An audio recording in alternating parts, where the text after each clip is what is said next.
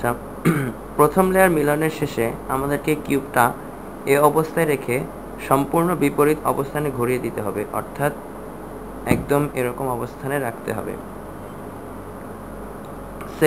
এরকম অবস্থানে রাখার পর আমরা সেকেন্ড লেয়ার মিলানো শেষ করব। সেকেন্ড লেয়ার মিলানোর ক্ষেত্রে আমাদেরকে সেকেন্ড লেয়ারের চারটা এজ আমাদেরকে জায়গা মতো স্থাপন করতে হবে, অর্থাৎ একটা, দুইটা, তিনটা, চারটা। এই চারটা জায়গায় আমাদেরকে ঠিকমতো এজ স্থাপন করতে হবে। এজ স্থাপনের ক্ষেত্রে আমাদেরকে যে কাজটা করতে হবে সেটা হচ্ছে উপরের অর্থাৎ একদম লাস্টের লেয়ার থেকে আমাদেরকে যে কোনো একটা এজ খুঁজে বের করতে হবে যেটাতে সেন্টার পিচ, অর্থাৎ এক্ষেত্রে সেন্টার পিচটা হচ্ছে নীল, অর্থাৎ একটা এজ খুঁজে বের করতে হবে যেটাতে নীল রং নেই। যেমন এটাতে নীল রং আছে এজের মধ্যে, সুতরাং এটা গ্রহণযোগ্য নয়। এটাতে নীল রং আছে, এটা গ্রহণযোগ্য নয়। এটাতে নীল রং আছে, এটা গ্রহণযোগ্য নয়। এটাতে নীল রং নেই, এটা গ্রহণযোগ্য। এটা হচ্ছে কমলা হলুদ এজ। এখন এই কমলা হলুদ এজটাকে আমাদেরকে কমলার সাথে লাইন আপ করতে হবে, অর্থাৎ কমলার সাথে কমলা লাইন আপ করা হচ্ছে। কমলার সাথে কমলা লাইন আপ করার ক্ষেত্রে পর আমাদের দেখতে হবে যে উপরের যে অর্থাৎ এক্ষেত্রে হলুদ সেটা ডান দিকে যাবে না বাম দিকে যাবে।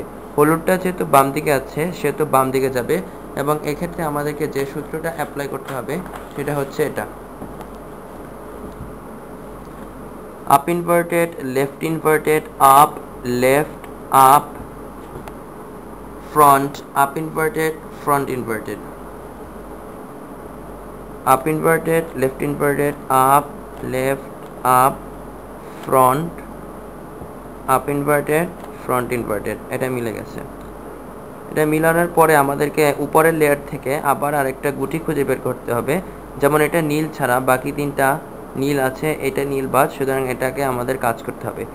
এক্ষেত্রে এটা হচ্ছে সাদা, সাদার সাথে সাদা লাইন আপ করতে হবে। এরপর দেখতে হবে উপরের কালারটা, অর্থাৎ এক্ষেত্রে লাল সেটা ডানে যাবে না বামে যাবে।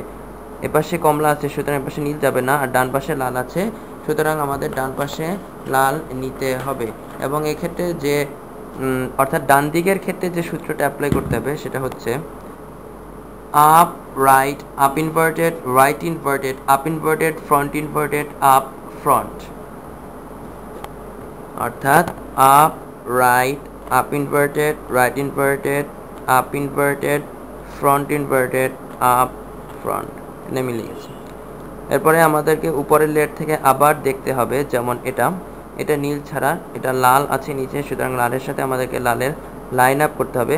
লালের সাথে লালের লাইন আপ করার পর উপরে হলুদ আছে, হলুদটা যাবে ডান দিকে, সুতরাং আমাদের আগের সূত্রটাই অ্যাপ্লাই করতে হবে, সেটা হচ্ছে up right, up inverted, right inverted, up inverted, front inverted, up front. এরপরে আমরা লাস্টের লেয়ারে দেখি, লাস্টের লেয়ারে আর কোনো এজ নাই যেটা নীল ছাড়া, এটা নীল সহ, এটা নীল সহ, এটাও নীল সহ, এটাও নীল সহ। আমাদেরকে এক্ষেত্রে এটা একটা ক্ষেত্র যেখানে আমাদের সেকেন্ড লেয়ারে দেখতে হবে যে নীল ছাড়া কোন গুটিটা আছে। যেমন এক্ষেত্রে এটা নীল ছাড়া গুটি এবং এটা টুইস্টেড অর্থাৎ উল্টা অবস্থায় আছে, সুতরাং মিলে নাই। এক্ষেত্রে আমাদেরকে এটা বের করে নিতে হবে, এবং বের করে নেওয়ার ক্ষেত্রে আমাদেরকে যেটা করতে হবে সেটা হচ্ছে আমরা ডান দিকে বের করার ক্ষেত্রে আমরা এই সূত্রটা অ্যাপ্লাই করব, অর্থাৎ ডান দিকে এজ স্থাপন করার ক্ষেত্রে যে সূত্রটা অ্যাপ্লাই করেছি এজটা বের করার ক্ষেত্রে আমরা একই সূত্র অ্যাপ্লাই করব। সেটা হচ্ছে শুধু আপের পরিবর্তে এখানে রাইট দিয়ে শুরু করতে হবে, সেটা হচ্ছে right up, right inverted up, right up, right up, right inverted up, front in sorry এটা হচ্ছে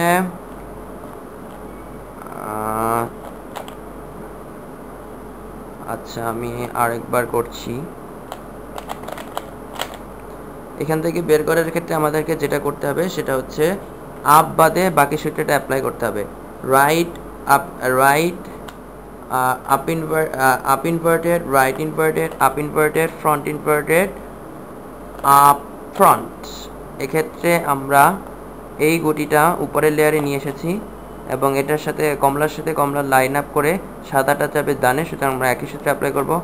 up right, up inverted, right inverted, up inverted, front inverted, up front. আমাদের সেকেন্ড লেয়ার কমপ্লিট মিলানো।